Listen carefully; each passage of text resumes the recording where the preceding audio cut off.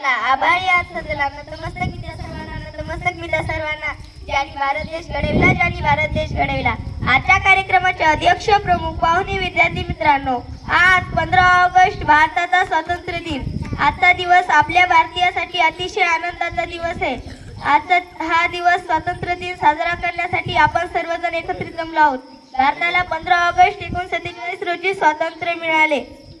त्यासाठी आपल्या देशातील महापुरुषांनी आणि क्रांतिकारांनी आपल्या प्राणाची आहुती दिली, त्यांना स्मरण करण्याचा हा दिवस। भारत इतिहासात तो दिवस अमर झाला। भारत इतिहासात तो दिवस अमर झाला।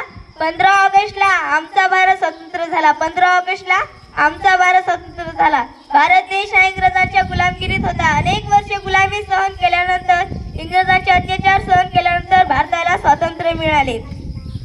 आजच्या दिवशी आपण आपल्या शूरवीरांना स्मरण करून त्यांच्या कार्याची आठवण करतो। डॉक्टर बाबासाहेब आंबेडकर, पंडित जवाहरलाल नेहरू, महात्मा गांधी, मंगल पांडे, भगतसिंग राजगुरू, सुखदेव अशा हजारो क्रांतिकारांनी भारताच्या स्वातंत्र्य लढ्यात अमूल्य योगदान दिले। त्यांच्या बलिदानामुळे आज आपला भारत देश इंग्रजांच्या गुलामगिरीतून स्वतंत्र झाला।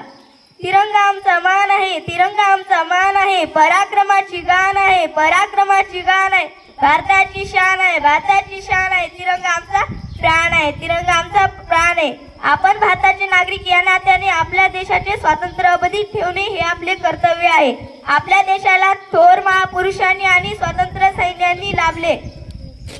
त्यांचे बलिदान व्यर्थ न जाऊ देता त्यांच्यापासून प्रेरित होऊन आपण देशाच्या प्रगतीसाठी कार्य केले पाहिजे।